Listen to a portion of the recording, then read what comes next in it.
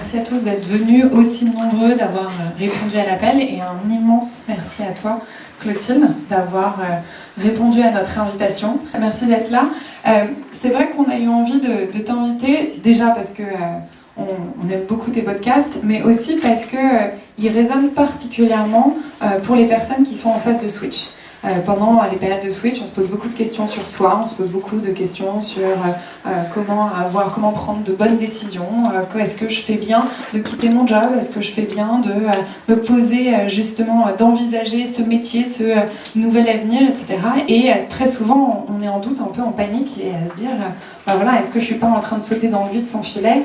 Et qu'est-ce qui m'assure que c'est la bonne décision ?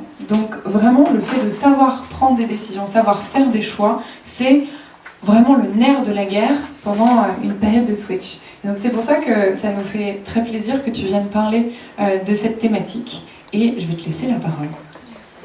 Alors je voulais vous souhaiter à mon tour la bienvenue ce soir. C'est un plaisir de vous voir tous ici.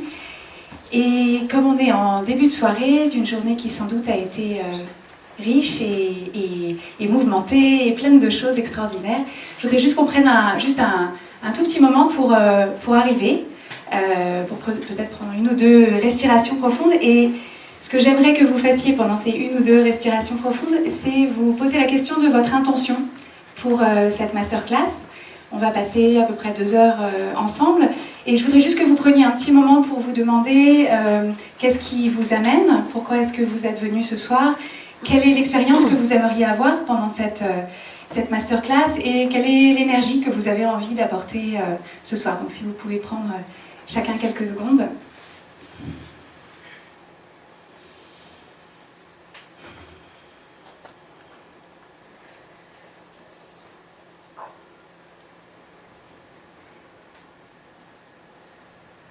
Puis quand vous avez terminé, vous ouvrez les yeux.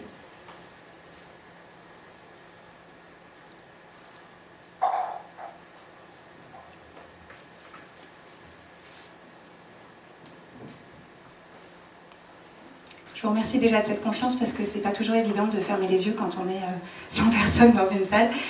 Donc je vais juste partager avec vous, moi, mon intention. C'est que déjà, la raison pour laquelle je suis là, c'est que je suis très contente d'avoir été invitée par Switch Collective. Je suis très contente de cette opportunité de vous rencontrer en personne. Pour certains, on a échangé par le biais de commentaires ou de messages interposés. Certains d'entre vous, je ne vous connais pas.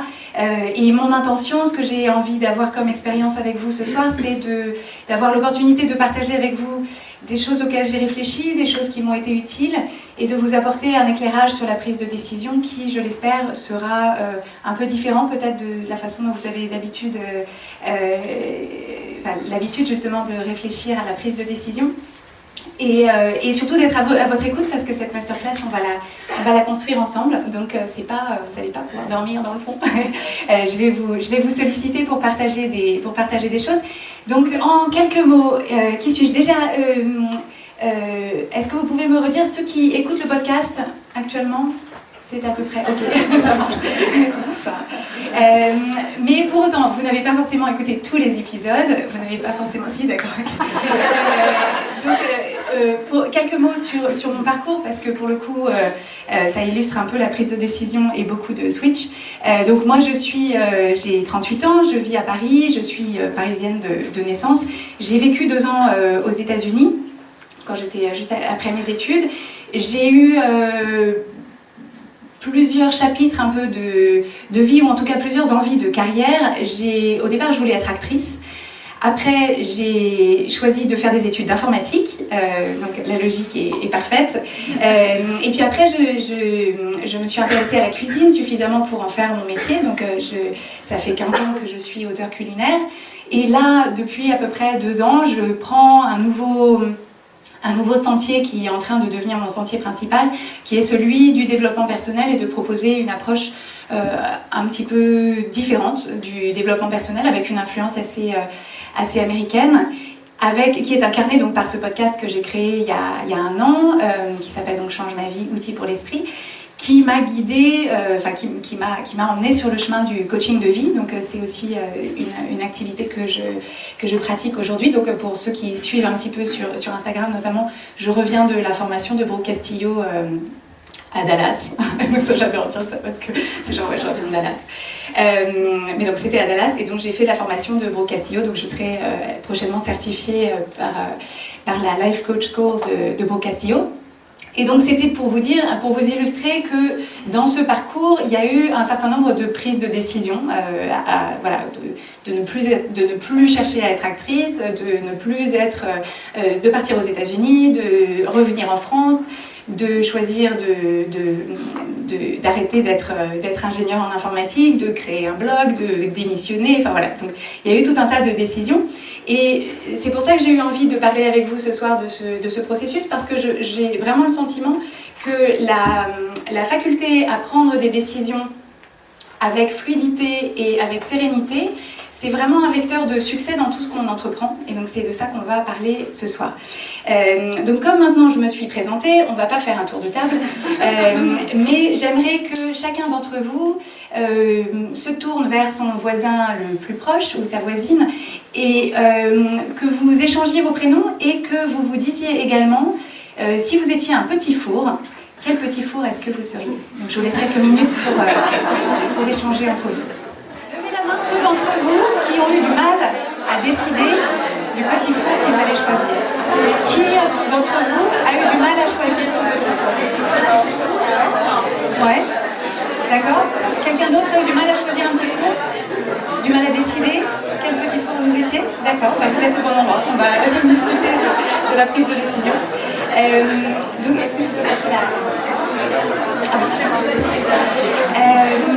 donc ce dont on va parler ce soir, c'est la thématique de cette masterclass, c'est donc prendre des décisions sereinement. Et donc on va réfléchir ensemble à qu'est-ce que ça veut dire prendre des décisions sereinement, à quoi est-ce que ça ressemble de prendre des décisions sereinement et comment est-ce qu'on fait concrètement. Donc déjà, j'aimerais, s'il y en a quelques-uns parmi vous qui ont envie de me dire quelle est pour eux la plus grande difficulté dans la prise de décision. Qu'est-ce qui est pour vous le plus difficile? Se demander si on fait le bon choix. Se demander si on fait le bon choix, d'accord. Renoncer au reste. Renoncer au reste, excellent. La peur. Hein. La peur, pardon, j'ai pas entendu qui disait la peur. Oui, la peur de quoi? La peur de l'avenir, la peur de l'inconnu. D'accord. La peur de l'échec, très bien. Oui. La peur du regret, d'accord. On est en plein dedans. Quelqu'un, oui. Avoir des idées claires. D'accord, avoir de la clarté sur... d'accord, super. Quelqu'un d'autre a... Ouais. Oui. Faire un peu le pour et le contre, entre le côté un peu raison, justement les pour et les contre, et puis le côté, en fait, c'est ça que je prends comme décision, même si ça colle pas avec... On va revenir exactement là-dessus, super, merci. Alors, en préambule, un petit peu avant de rentrer dans le vif du sujet, je voudrais revenir avec vous sur le modèle de Brooke Castillo, dont je vous parle souvent sur Change ma vie, qui est une façon de comprendre en fait de quelle façon est-ce qu'on approche la vie.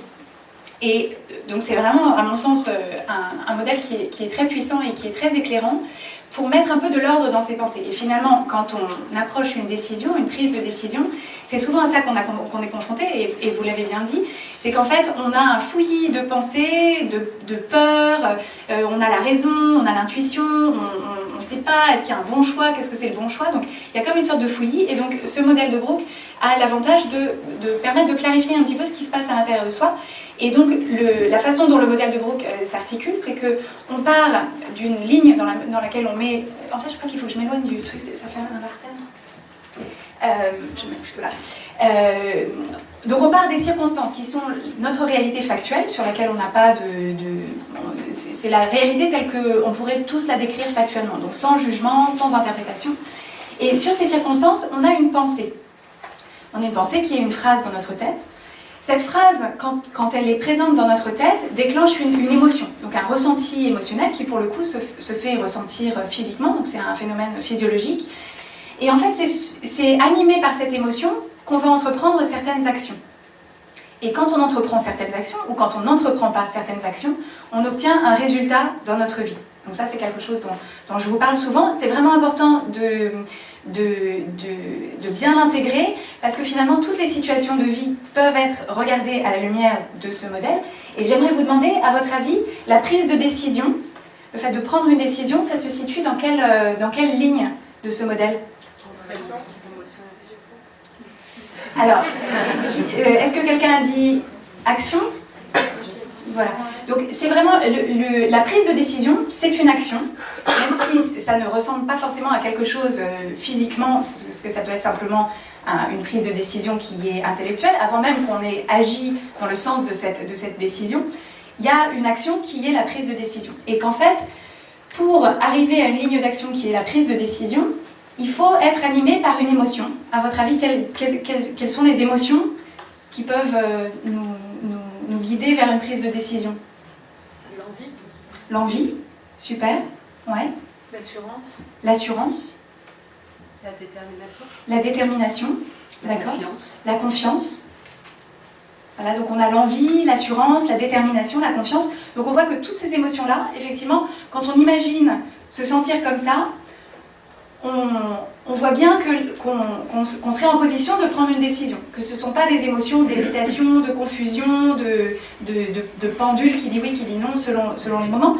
Et en fait, ce qui est intéressant, c'est de garder en tête ces émotions, donc de détermination, de confiance, d'envie, en se disant que pour arriver ici à une action qui est donc cette prise de décision, ce sont ces émotions-là qu'il va falloir que je cultive en choisissant des pensées qui vont dans le sens de l'envie, qui vont dans le sens de la détermination, qui vont dans le sens de la confiance. C'est-à-dire que quelles que soient les circonstances dans lesquelles je suis, quelles que soient les circonstances factuelles de ma vie, de ma carrière, de peut-être ma situation familiale, pour arriver à prendre des décisions, il va falloir que je crée par le biais de mes pensées des émotions qui me mettent en position de prendre une décision. Donc ça, c'est quelque chose, je vous demande de le garder en tête parce qu'on va revenir sur cette articulation. Est-ce que vous avez des questions sur ce modèle ou sur ce que je viens de dire? Oui. Ça veut dire qu'on doit stimuler sa pensée pour créer cette émotion qui va nous permettre ensuite l'action? Alors, l'idée, c'est de garder en tête que les émotions qui vont être favorables à la prise de décision, ce sont, comme on disait, la détermination, l'envie, l'assurance, la confiance, et que si on peut observer ces pensées et être assez conscient des pensées qu'on a en tête, on va essayer de privilégier, dans une période où on cherche à prendre des décisions, on va essayer de faire le tri entre toutes les pensées qui se présentent et se dire, les pensées qui me sont favorables, qui me sont utiles, que je vais choisir d'entretenir, que je vais soit identifier qui sont déjà présentes, soit que je vais essayer de trouver activement, de cultiver, ce sont celles qui m'animent de confiance, d'assurance et d'envie. A l'inverse, toutes les pensées qui vont vers la peur, l'anxiété, l'angoisse, le doute, voilà, celles-là, il va falloir les reconnaître en se disant, ça, ce sont des pensées qui me desservent, dans le sens où je suis à un moment où il faut que je prenne des décisions, et que pour prendre des décisions, si mon émotion c'est du doute et de l'angoisse, ça va être compliqué.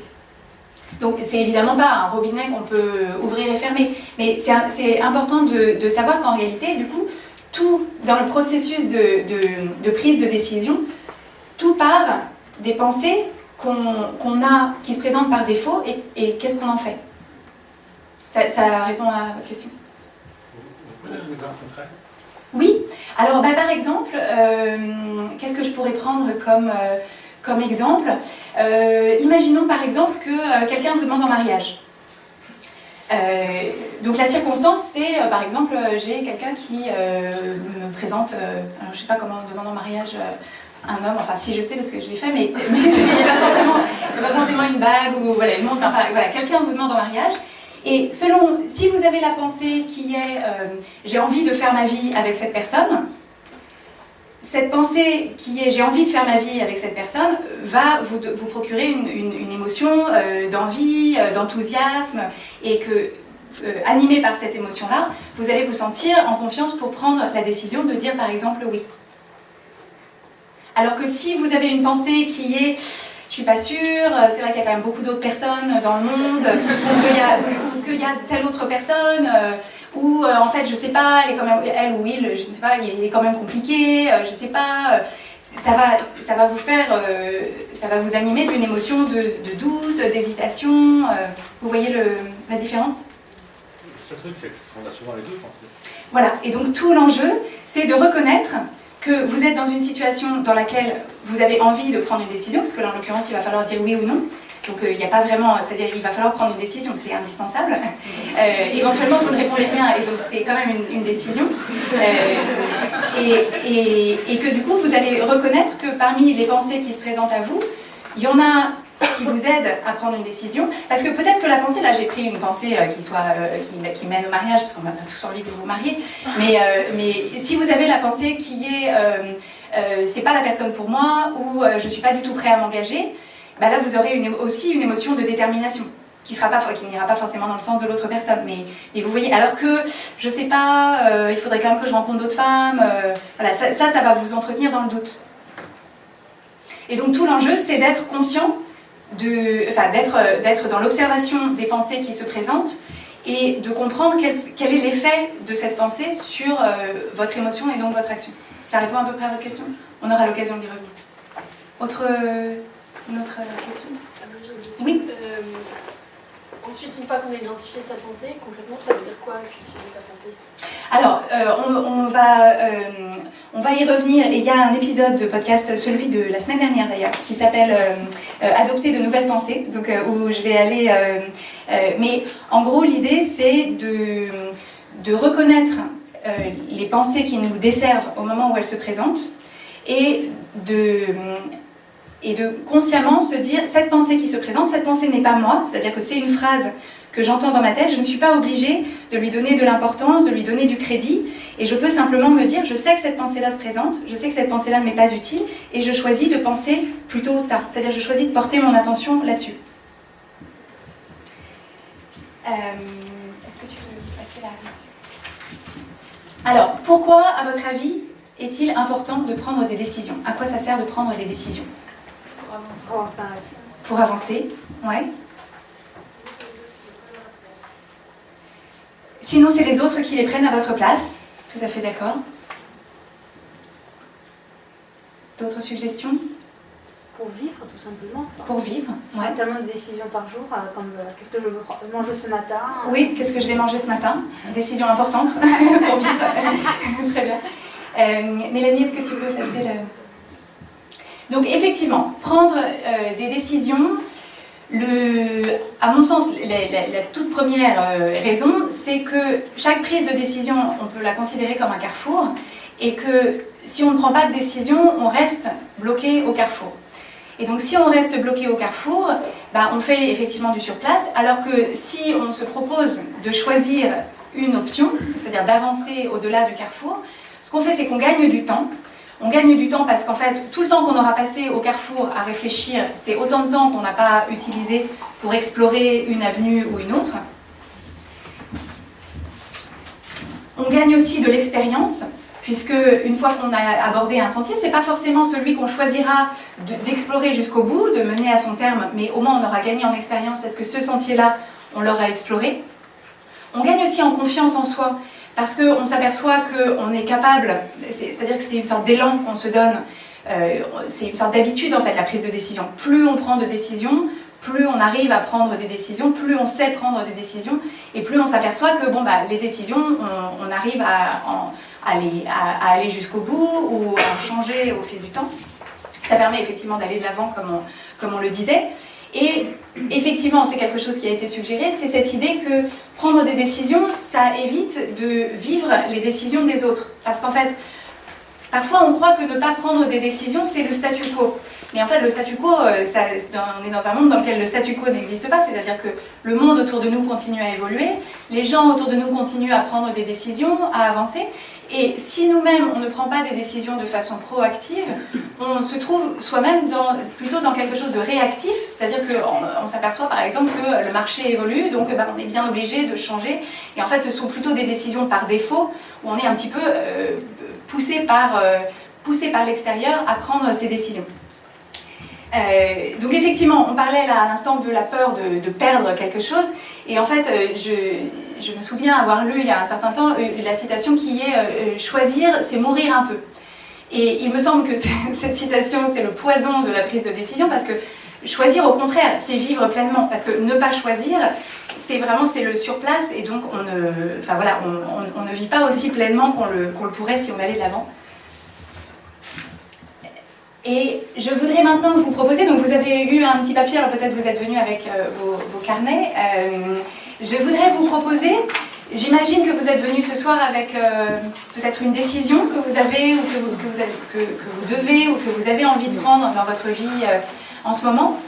Et donc je vous propose simplement d'en prendre note, de la poser sur papier. S'il y en a plusieurs qu'il faudrait que vous preniez, ça n'a pas besoin d'être une décision de vie fondamentale, mais juste une décision qu'il faudrait que vous preniez, parce qu'on va faire un exercice un petit peu plus tard.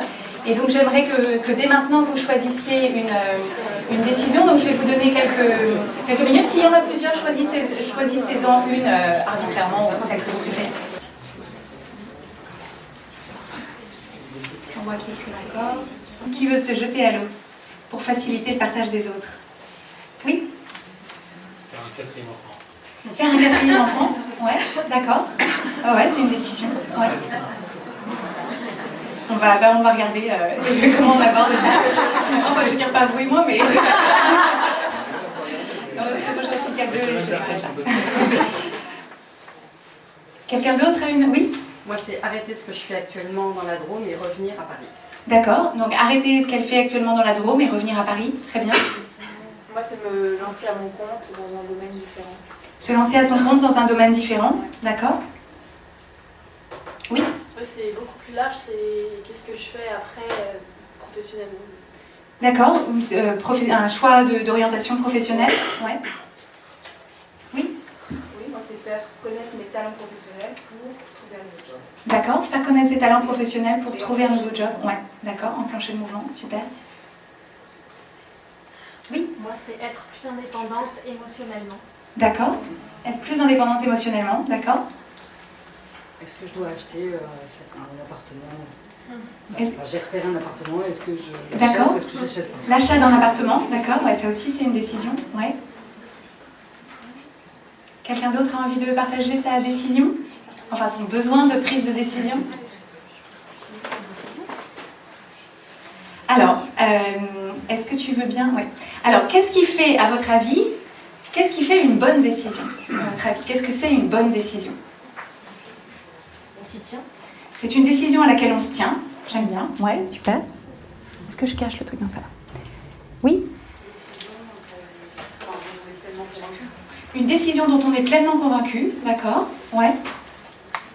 C'est une décision qui dure dans le temps. Ça fait que quand on se projette dans l'avenir, on a de fortes chances d'avoir le même avis sur la question. D'accord. Donc une décision sur laquelle on ne changera pas d'avis. C'est ça un peu le... Une décision qui dure. Oui, une décision qui dure. D'accord, très bien. Comme vous parlez d'un quatrième enfant. C'est vrai que là, c'est pas... Effectivement, je comprends d'où ça vient. Ouais. Et c'est une décision qu'on tient malgré tout ce que peuvent en penser les autres. C'est une décision qu'on tient malgré tout ce que peuvent en penser les autres. D'accord, c'est très intéressant. Oui?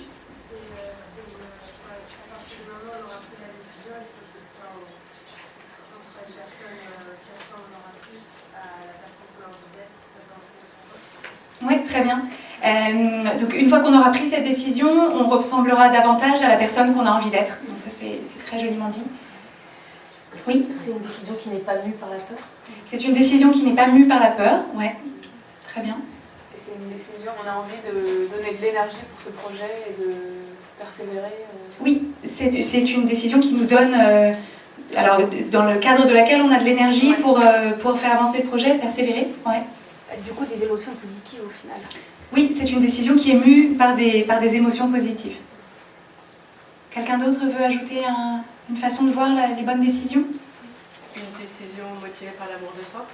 Une décision motivée par l'amour de soi, ouais, très bien. Donc plutôt que par la peur, c'est bien. Est-ce que tu peux? Alors, donc tout ça est très vrai et j'y adhère complètement. Moi, ce que j'avais envie de pointer du doigt, c'est que une bonne décision, ce qui fait qu'une décision est bonne, c'est quand même largement ce qu'on en fait. C'est-à-dire qu'au moment de la prise de décision, en fait, ce qui va se passer après n'est pas encore écrit. C'est-à-dire que la décision en elle-même, c'est un aiguillage, c'est le sentier qu'on choisit, mais ce qui va se passer après sur le sentier, ce qui va se passer une fois qu'on aura passé cet aiguillage, elle reste encore à écrire.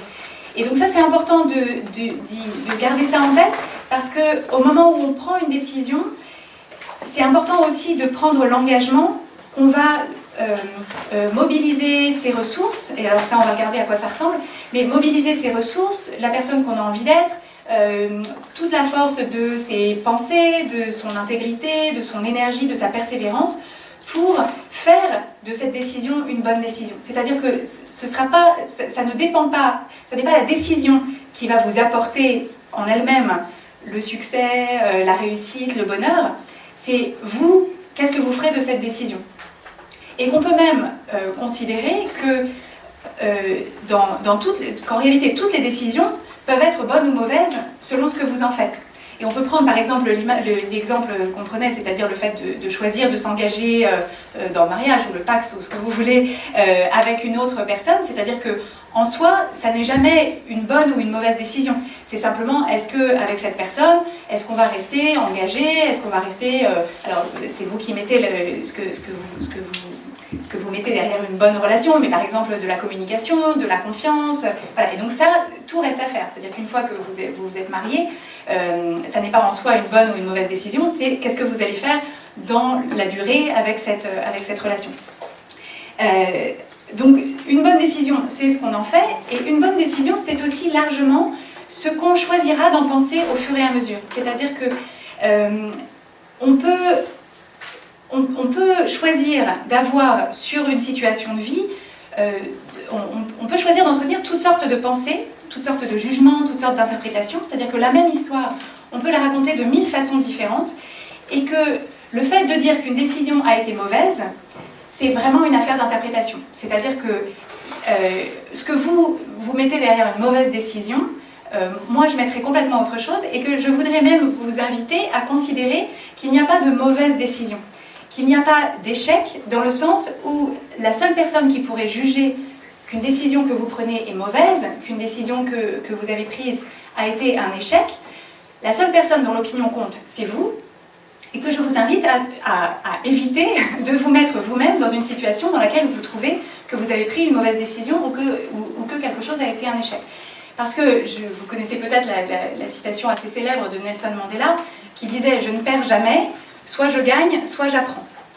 Et que si on prend l'exemple, par exemple, d'une personne qui créerait une entreprise et qui, au bout de 2 ans, 5 ans, 10 ans, arrêterait son activité, par exemple parce que le produit n'a pas trouvé son marché, que effectivement ça n'a pas fonctionné financièrement, la personne peut tout à fait choisir de penser que ça a été un échec. C'est-à-dire qu'elle s'est dit, j'ai investi tout ce temps, tout cet argent dans cette entreprise, et il a fallu que je ferme l'entreprise, donc c'est un échec.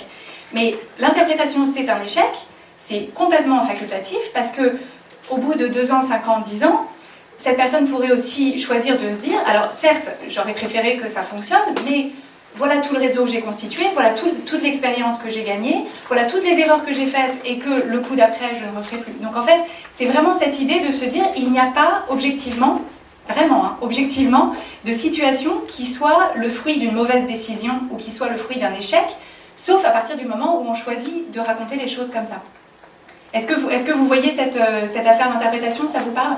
Et je vous invite également, donc la raison pour laquelle je vous propose ça, c'est que ça a pour bénéfice de vous tranquilliser, de nous tranquilliser dans la prise de décision, en se disant au moment où je prends une décision, finalement, le fait que ce soit une mauvaise décision ou un échec, ça ne dépend que de moi, c'est-à-dire que si je m'engage vis-à-vis de moi-même à, d'une part, mobiliser toutes les ressources, toute mon énergie, tous les moyens que j'ai pour faire de cette décision une bonne décision, déjà je pars plutôt gagnante, et quand bien même il s'avérerait qu'à, une semaine, 1 mois, 5 ans, je m'aperçois qu'en réalité cette décision, je n'ai pas envie de poursuivre, parce que vous n'êtes pas condamné à cette décision, vous avez le droit de changer d'avis, mais si au bout d'un moment vous choisissez de ne pas poursuivre, vous pouvez, dès la prise de décision, vous engager envers vous-même à ne pas considérer que ça a été une mauvaise décision, à ne pas considérer que c'est un échec,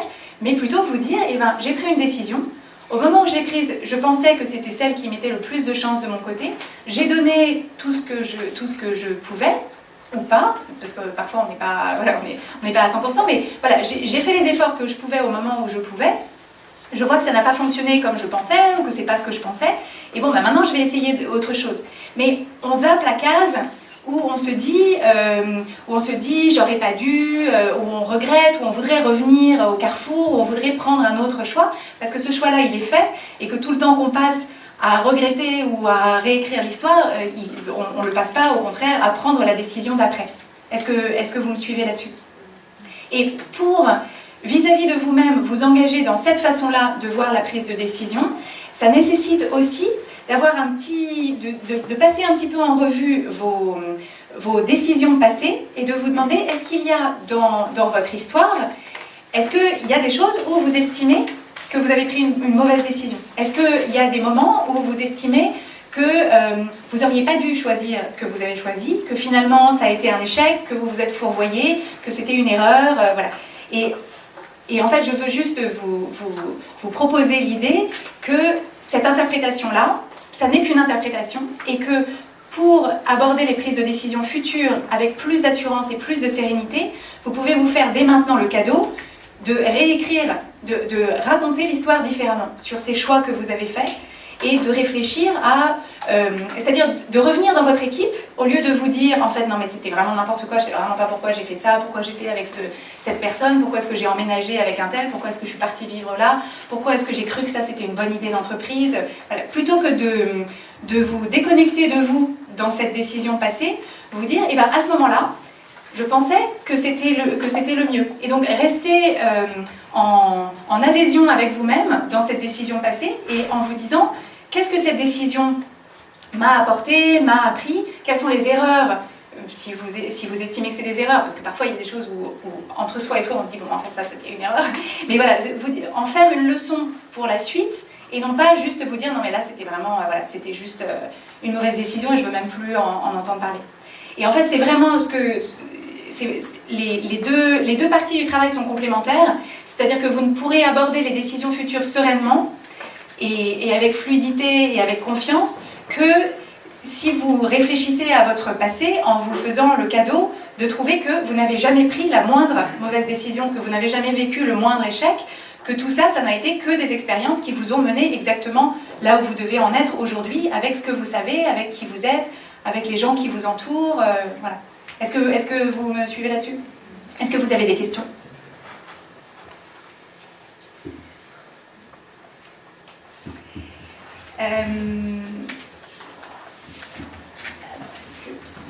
Alors, pour autant, donc là je viens de vous parler de cette idée de se donner les moyens, de faire d'une décision la bonne décision quoi qu'il arrive. Pour autant, si vous êtes là, c'est parce que vous trouvez qu'il y a parfois un certain niveau de difficulté à prendre des décisions. Donc en fait, la difficulté à prendre des décisions, comme on l'a vu tout à l'heure quand on s'interrogeait, c'est qu'en fait on a la sensation que quand on prend une décision, on court un risque. C'est-à-dire quand on a de la peur ou de l'angoisse ou de l'inquiétude au sujet d'une décision, c'est parce qu'on perçoit une idée de risque. Et en fait, je voudrais souligner sur cette idée de perception du risque la distinction qu'il est important de faire entre les risques qui sont des risques matériels et extérieurs à nous, c'est-à-dire des risques factuels. Donc ça, on peut penser à, par exemple, des risques financiers, c'est-à-dire j'investis de l'argent dans une entreprise ou j'achète un appartement et potentiellement il y a un crash immobilier. Et voilà, ça c'est un risque qui est matériel, qui est mesurable et factuel. Donc ça c'est une partie du risque, mais j'ai l'intuition, alors vous allez me dire si j'ai raison, qu'en réalité c'est très minoritaire dans la peur qu'on a au moment de prendre des décisions, dans la perception du risque. En réalité on a beaucoup plus peur des risques que j'appellerais intérieurs, qui sont des risques émotionnels, c'est-à-dire du risque que cette décision nous mène à une situation où on ressentira une émotion qu'on n'a pas du tout envie de ressentir. Et en fait, c'est vraiment intéressant, au moment de prendre une décision, de faire la différence entre j'ai peur, par exemple, que toute ma famille se retrouve dans la rue, donc ça c'est un risque qui est factuel, ou j'ai peur d'être jugée, j'ai peur d'être humiliée, j'ai peur d'être déçue, j'ai peur d'avoir honte, j'ai peur d'être découragée, j'ai peur de... Voilà, vous voyez la différence. Et en fait, dans beaucoup de décisions qu'on peut prendre, cette peur de l'échec, par exemple, la peur de l'échec, ça peut être effectivement j'ai plus du tout d'argent, Mais bon, dans certaines circonstances, on peut aussi en regagner de l'argent, c'est-à-dire que voilà, il y a des gens qui perdent toute leur fortune et puis qui la reconstruisent après. Donc c'est pas forcément la mort assurée. Mais il y a quand même la grande majorité du risque, c'est la peur de se retrouver dans une situation dans laquelle on pense ressentir une émotion qui nous paraît insupportable. Est-ce que vous voyez la différence? Est-ce que vous avez des questions là-dessus? Oui? Je suis pas forcément d'accord. Oui, dis-moi. Pardon, dites-moi. En fait, je pense que quand, par exemple, je prends l'exemple de quelqu'un qui a peur, qui se passe très mal à son travail en ce moment, et la personne vraiment ne supporte pas son travail et devrait démissionner. Je pense que ça serait bien de démissionner. Je pense que si elle a peur de démissionner dans ces cas-là, c'est pas forcément qu'elle a peur d'être triste après avoir démissionné, c'est la peur de se retrouver sans ressources, de ne pas avoir d'allocation, de ne pas pouvoir payer son loyer. Donc pour moi, c'est plus matériel que véritablement émotionnel. Alors, ce que j'indiquais, c'est qu'il y a des situations dans lesquelles, et souvent d'ailleurs les deux viennent ensemble, c'est-à-dire qu'il y a une partie de la perception du risque qui est effectivement matérielle, donc par exemple, assurer, c'est subvenir à ses besoins, mais il y a aussi dans l'idée dans la description que vous venez d'indiquer, c'est est-ce que cette personne a effectivement 0 € sur son compte en banque et absolument aucune allocation? Là, effectivement, on comprend que ce soit un risque matériel. Mais dans énormément de cas, surtout les gens qui ont le luxe d'être ici ce soir, ils peuvent avoir un petit peu d'argent de côté, ils peuvent avoir quelqu'un qui peut les aider, ils peuvent avoir accès à une rupture conventionnelle ou ce genre de choses, et que finalement, la peur matérielle de se retrouver dans la rue sans ressources, elle est quand même assez loin. Mais entre maintenant et le fait de se retrouver dans la rue, il y a la peur de perdre ses repères, de perdre son identité, de devoir dire à sa mère qu'on a démissionné alors que sa mère elle trouve que c'était pas du tout une bonne idée, de devoir se justifier, d'être dans le doute, de partir à la recherche d'autre chose et de peut-être être rejeté ailleurs, de regretter, de se dire en fait j'aurais pas dû. Vous voyez et qu'en fait tout ce théâtre intérieur, finalement, c'est juste. En fait, la raison pour laquelle je pointe du doigt cette distinction, c'est que ces deux typologies de risques, si on peut dire, se gèrent différemment. C'est-à-dire que le risque matériel qui est associé à une prise de décision, c'est un risque qui relève des maths de notre vie, c'est-à-dire se dire si je veux démissionner et ne pas avoir peur du lendemain financier, de combien d'argent j'ai besoin, est-ce que mes parents peuvent me prêter de l'argent, est-ce que je peux emprunter, est-ce que j'ai accès à des subventions, à des allocations, ou voilà. Ça c'est un problème qui est complètement logistique et dépassionné. Et par contre, toutes les peurs émotionnelles qui sont derrière, là ça va être autre chose, c'est-à-dire qu'on peut avoir beaucoup d'argent sur son compte en banque. Si on a peur de devoir se justifier auprès de son entourage parce qu'on a l'impression d'être pris en faute ou de ne pas être pris au sérieux, ou voilà, ça, l'argent sur le compte en banque n'y changera rien. Et donc ça, là-dessus, l'idée c'est tout ce travail sur les pensées dont je parle à longueur de podcast, qui est simplement commencer par prendre conscience de à quoi ressemblent ces pensées, à quoi ressemble cette peur, à quoi ressemblent ces émotions, et apprendre à accueillir les émotions, toutes les émotions qu'on ressent dans sa vie, et vraiment se convaincre au fur et à mesure qu'on est équipé pour ressentir toutes les émotions, que ce n'est pas toujours agréable, mais que c'est ça l'expérience humaine, c'est de ressentir à peu près 50% d'émotions positives et 50% d'émotions négatives, et que se refuser à une prise de décision parce qu'on a peur d'une émotion, il faut juste savoir qu'on va se bloquer dans pas mal de situations de vie, parce qu'il y a beaucoup de situations de vie dans lesquelles sortir de sa zone de confort, ça va venir avec son lot d'émotions inconfortables, voire franchement négatives. Donc en fait, c'est juste cette idée de gérer différemment le risque matériel, qui est juste une affaire de calcul, souvent, c'est quand même souvent des risques financiers dont on a peur, mais aussi, mais par ailleurs, le risque émotionnel, qui consiste à s'habituer à l'idée que la honte, que l'humiliation, que le doute, que le sentiment de ne pas être pris au sérieux, tout ça, ce ne sont que des émotions. Et qu'une émotion, ça ne vous tue pas, c'est quelque chose qui peut être très pénible comme ressenti, mais que ça vient par vagues et qu'on passe à autre chose après, et que naviguer dans sa vie en refusant la possibilité de ressentir ces émotions-là, ça fait qu'on est quand même un petit peu limité dans ces options. Est-ce que ça vous parle, ça, comme notion? Ouais. Donc je voulais passer en revue avec vous quelques écueils communs de la prise de décision. Alors, un écueil qui est très fréquent, c'est le fait de penser que quand on est face à une prise de décision, qu'il y en a une seule qui est la bonne. Et donc ça, on rejoint ce que je disais à l'instant, qui était qu'une décision, c'est ce qu'on en fait, et qu'on peut considérer que à tous les carrefours, en réalité, il est fréquent qu'en fait, il n'y a pas une seule bonne décision, que ce soit quand même ce qu'on en fait. D'autant plus que quand on pense qu'il y a une seule bonne décision, on évalue ces décisions en partant de ce qu'on sait aujourd'hui, alors qu'en fait, dans ce qu'on va faire de cette décision, il y a aussi tout le rôle du hasard et de la chance, et de tout un tas d'éléments qu'on ne peut absolument pas prévoir dès maintenant. Donc il y a la personne qu'on va s'employer à être en incarnant cette décision, en vivant cette décision, mais il y a aussi toutes les surprises de la vie, qui peuvent être bonnes ou qui peuvent être mauvaises, mais en l'occurrence, la chance et le hasard vont jouer aussi dans ce à quoi ressemblera effectivement le chemin de cette décision. Un deuxième écueil, c'est le fait de vouloir attendre d'être sûr. C'est-à-dire qu'on se met dans une situation dans laquelle on se dit « pour l'instant, je ne peux pas prendre de décision parce que je ne suis pas sûre ». Et donc, on se dit « il faut que je rassemble plus d'informations, il faut que je réfléchisse davantage, il faut que je compare davantage, il faut que je rassemble plus de chiffres, il faut que je consulte plus de personnes ». Et en fait, c'est vraiment important de juger pour soi-même le moment où on passe de la documentation, qui paraît tout à fait, c'est-à-dire il ne s'agit absolument pas de prendre des décisions, billes en tête, n'importe quoi. Voilà, donc il y a des cas dans lesquels il faut effectivement rassembler des informations parce qu'on en a besoin pour prendre sa décision, mais au bout d'un moment, on peut parfois tomber dans ce qui s'appelle la paralysie de l'analyse, c'est-à-dire qu'en fait, on est dans une espèce de spirale de rassemblement d'informations, et en fait, au bout d'un moment, on a tellement d'informations que notre cerveau humain, qui est magnifique, mais quand même pas un super ordinateur, en réalité, toutes ces informations, on ne sait plus quoi en faire. Et donc, on se retrouve complètement paralysé là-dedans.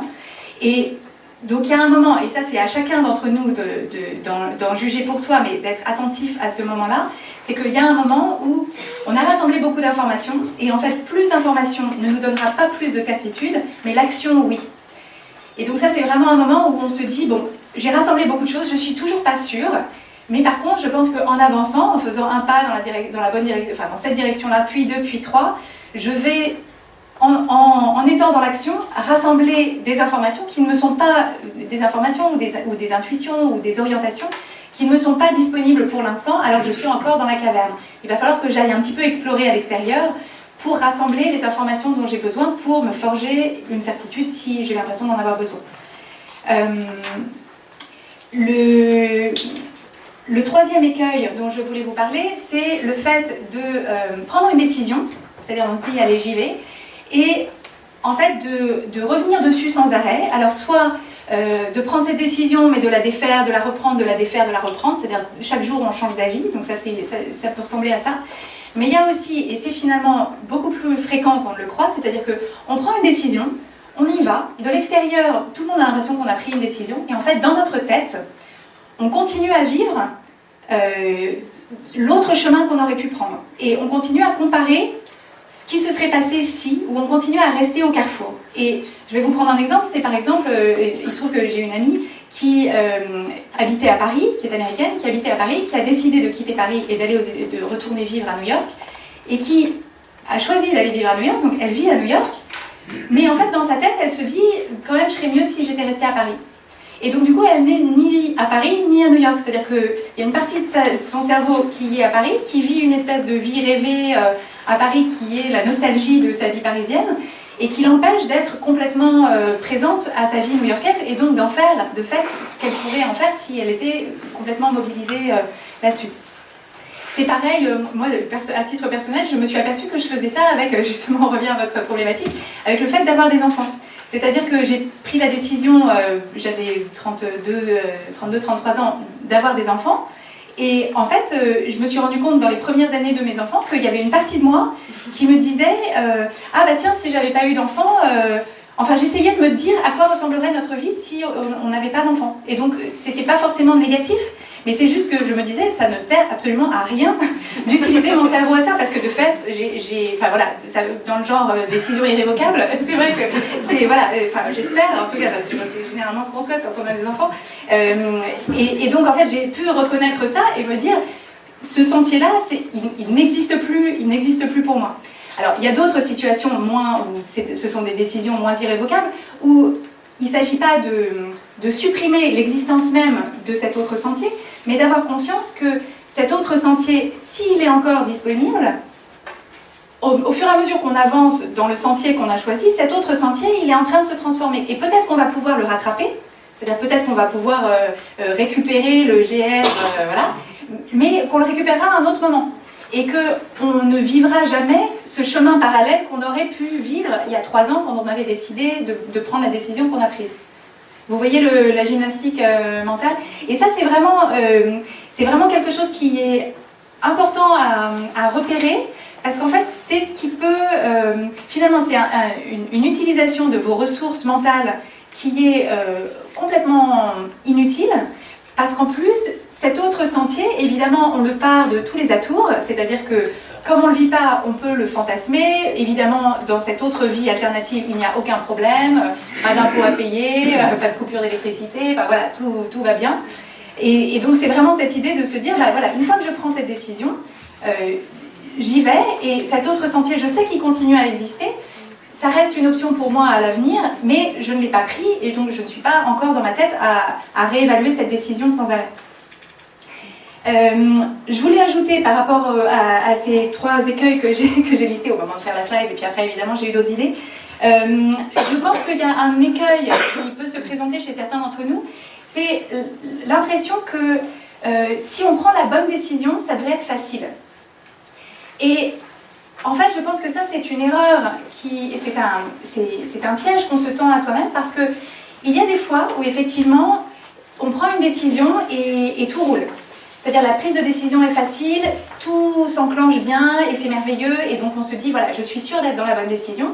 Et donc, ça, c'est vraiment quand on a de la chance, parce qu'effectivement, comme tout roule, on se sent validé dans la décision, et donc ça développe un élan pour continuer à aller dans ce sens-là, on se sent confiant, et donc on a des comportements mus par la confiance qui sont globalement productifs, qui vont dans notre sens. Donc si on a ça, c'est vraiment, on a gagné à la loterie des décisions, et c'est génial, il faut en profiter. Mais il y a aussi plein d'autres fois où en fait on prend une décision, et en fait, cette décision implique de sortir de notre zone de confiance. Cette décision implique de changer des choses, de notre configuration familiale, de notre lieu de vie, de notre identité. Et en fait, ça, ces changements, ces transitions, cette sortie de la zone de confort, ça vient par définition avec des émotions qui sont inconfortables, des émotions de doute, des émotions d'anxiété, des émotions de remise en question. Voilà. Et en fait, c'est important d'identifier ces émotions-là comme faisant partie du package, c'est-à-dire se dire, cette décision, elle reste valide, mais par contre, pour l'incarner et pour aller dans ce sens-là, eh ben, il faut que j'accepte de passer par une période dans laquelle je suis en train de changer. Je suis en train de changer, je suis en train de grandir, et donc ça vient effectivement avec des douleurs de croissance et des douleurs de changement. Et donc ça, si c'est quelque chose qui vous intéresse, j'en parle dans un épisode qui s'appelle « Le confort dans l'inconfort ». Je me souviens plus du numéro, mais vous pourrez le retrouver. Je voulais aussi vous parler de la confusion. C'est-à-dire que parfois, on est face à une décision et on se dit je ne peux pas prendre de décision parce que je sais pas. Je ne sais pas quoi faire, je ne sais pas ce qui est le mieux. C'est compliqué pour moi, voilà, on est dans la confusion, et ce qui est important de réaliser, c'est que la confusion n'est jamais... Enfin, il faut essayer de rester le moins longtemps possible dans la confusion. C'est-à-dire que la confusion n'est jamais une émotion qui nous pousse dans un sens productif. C'est-à-dire que la confusion nous fait tourner en rond, et la confusion crée davantage de confusion. Parce que quand on fait par exemple des recherches pour rassembler des éléments en se disant je sais pas, je comprends rien, je sais pas, j'y arrive pas, on arrive avec une énergie où tout est, où où tout est compliqué, et effectivement, on crée davantage de confusion. Et donc, l'idée, c'est de prendre il y a Marie Forleo, je ne sais pas si vous connaissez, elle a une chaîne YouTube qui est c'est une coach d'entrepreneurs américaine, et elle dit cette phrase qui est « Everything is figure-outable ». Et donc, en anglais, « to figure out », c'est le fait de se débrouiller pour trouver une solution. Et en fait, elle, ce qu'elle dit, c'est que en tout, on peut toujours se débrouiller pour trouver une solution.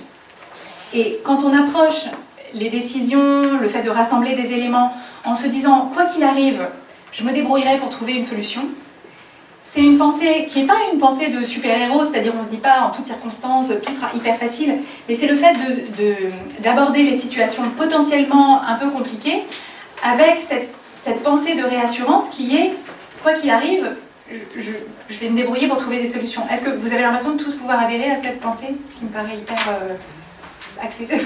Moi je la trouve hyper accessible parce qu'on se dit je trouverai toujours quelqu'un à qui poser la question, je trouverai toujours de proche en proche, voilà. Et le fait d'aborder les décisions dans cette ouverture à notre capacité à trouver des ressources, c'est beaucoup plus productif que de rester dans la confusion. Et le dernier écueil que je voulais aborder avec vous, c'est le fait de penser que la prise de décision qu'il y ait une temporalité donnée pour prendre une décision. C'est-à-dire que de se dire que si on a tout de suite décidé, si par exemple si la décision est instantanée, de se dire non mais il faudrait quand même pas que je prenne cette décision aussi rapidement que ça, ou au contraire, si on prend beaucoup de temps à se décider, se dire mais je ne devrais pas prendre autant de temps. C'est-à-dire que la temporalité en soi n'a pas de lien avec ni l'échelle de la décision, ni la validité de la décision. Je pense que c'est important d'accepter qu'il y a des décisions qui, au moment où il faut les prendre, en fait, on est prêt à les prendre. Et donc, effectivement, on nous demande, et dans la minute, ou même dans la seconde, en fait, on sait ce qu'on veut faire, et donc, il n'y a plus qu'à y aller. Et il n'y a pas besoin de réfléchir pendant 3 mois, si en fait, on sait déjà depuis le début. Et qu'il n'y a pas besoin non plus de s'en justifier auprès de qui que ce soit. Et qu'à l'inverse, si on a l'impression que, en fait, il y a une décision qu'on a juste besoin de mûrir. C'est-à-dire qu'on ne se sent pas... on n'est pas dans la confusion, mais on est juste dans une situation dans laquelle on se dit je ne pense pas que pour moi, je ne me sens pas prête à prendre cette décision, je n'y suis pas acculée, personne ne m'attend. Je sais que c'est une décision qu'il va falloir que je prenne, mais avec une certaine sérénité et une certaine paix intérieure, on se dit c'est pas le moment pour moi. Il n'y a pas de timing idéal pour une prise de décision, c'est ça que je voulais vous... Est-ce que vous avez des questions sur les écueils dont on vient de parler ? Oui. Je vais revenir sur le troisième de la diapo. Oui. Alors, savoir si ça vous parle ou si je suis juste folle. Alors, je réponds déjà. Non. C'est pas encore. C'est par rapport à une décision, on va dire quand il y a deux choix, deux décisions. On va avoir un jour où tout est très clair dans un sens, et le lendemain, c'est très clair dans l'autre sens. Et le surlendemain, très clair dans le premier sens, et ainsi de suite. Et d'où là, il n'y a même plus, c'est même pas le fait de remettre en question la première, c'est carrément changer de point de vue totalement. Oui, alors on va parler ensuite d'outils d'aide à la prise de décision, donc vous trouverez peut-être des éléments là-dedans. Ce que j'aurais envie de vous suggérer, si c'est effectivement votre cas, c'est d'être attentive aux pensées que vous avez, c'est-à-dire de faire un flot de pensées. Vous écoutez le podcast ?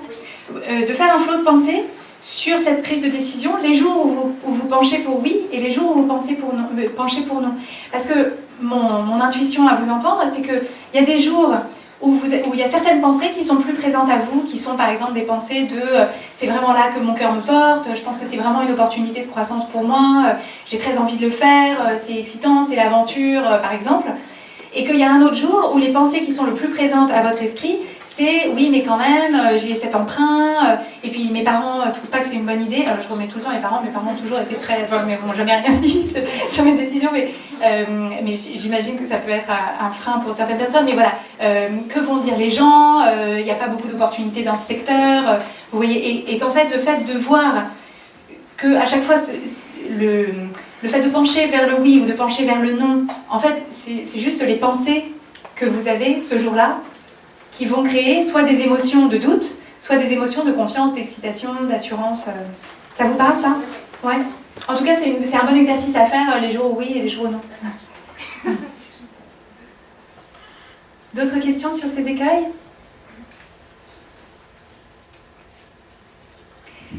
Alors. Ah d'accord. Est-ce que quelqu'un peut déverrouiller le MacBook de Lucie?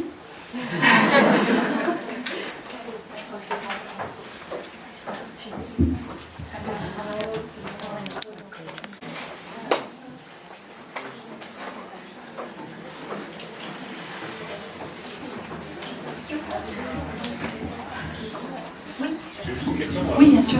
Dans un peu général, est-ce que vous avez constaté une différence entre, enfin, vous avez vécu aux États-Unis, entre la mentalité américaine dans la prise de décision et la mentalité française?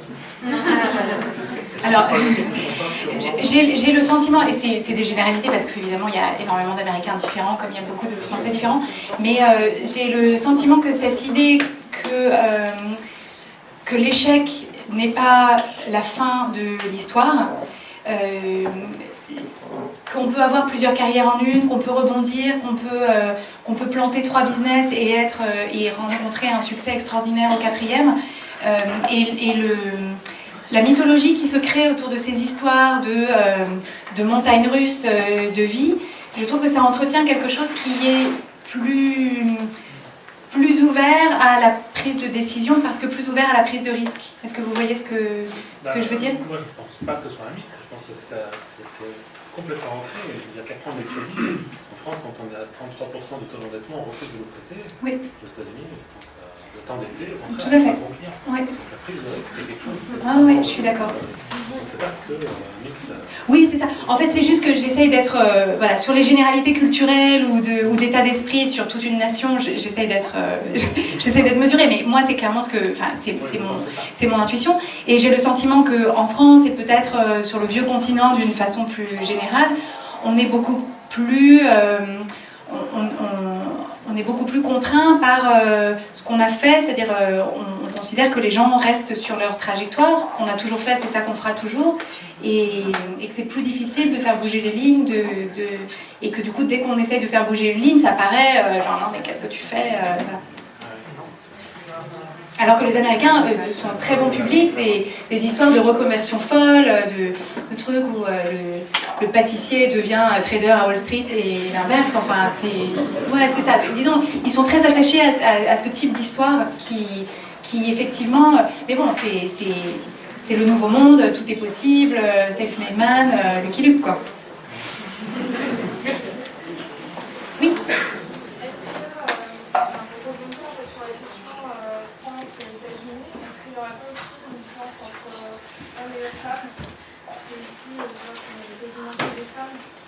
Est-ce que ça signifie qu'on a toute peur de prendre des décisions alors que les hommes, eux, s'en foutent aux fiches et prennent des décisions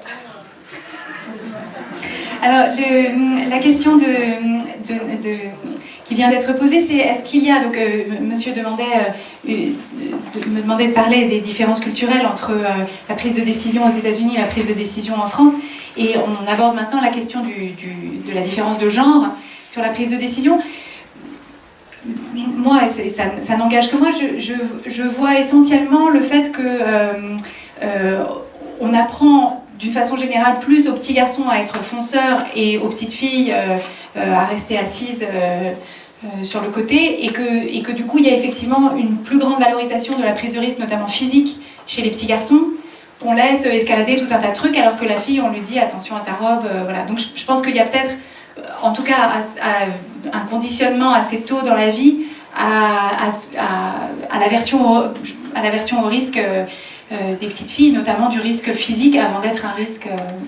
Je ne sais pas si ça correspond à votre intuition. Ah oui, complètement. Ah oui, non, mais je pense que enfin, j'espère qu'il n'y a personne ici qui pense qu'il y a un truc dans l'ADN qui fait... Je veux dire, enfin, non, mais peut-être que c'est un biais personnel, mais pour moi, c'est clairement du conditionnement social. C'est de l'acquis à 100%. Oui, c'est ça, dès l'école. Voilà, et donc, pour ceux d'entre nous qui ont des enfants, c'est notre job d'élever les petits garçons à avoir aussi une aversion au risque.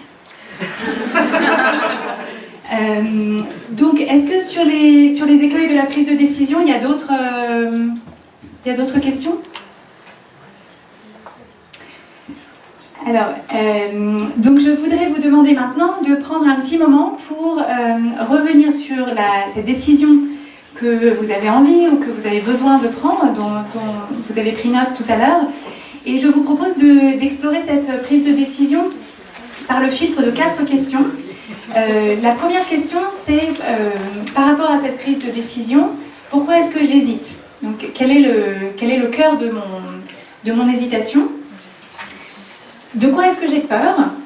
Parce que l'hésitation et la peur, c'est un petit peu différent. Et je voudrais vous demander d'explorer ensuite quel est le scénario du pire. C'est-à-dire, si vous prenez cette décision et que absolument rien ne se passe comme vous espérez, c'est-à-dire c'est la catastrophe de A à Z, à quoi ressemble le scénario du pire? Et ce qu'il y a derrière ça, c'est généralement qu'est-ce que vous risquez? Qu'est-ce que vous risquez de perdre? Qu'est-ce que vous risquez de créer de défavorable ou de néfaste dans votre vie? Donc voilà, vraiment vous autorisez à aller dans le scénario catastrophe pour voir effectivement derrière cette peur, qu'est-ce qu'il y a exactement. Et la dernière question, c'est quel est le scénario du succès ultime? C'est-à-dire, quand je prends cette décision, si à l'inverse, tout se passe de façon fabuleuse, qu'est-ce que je serai en position de créer? Qu'est-ce que je serai en position de gagner? À quoi est-ce que je serai en position d'accéder? Je vais vous donner, 5 minutes pour réfléchir à ça.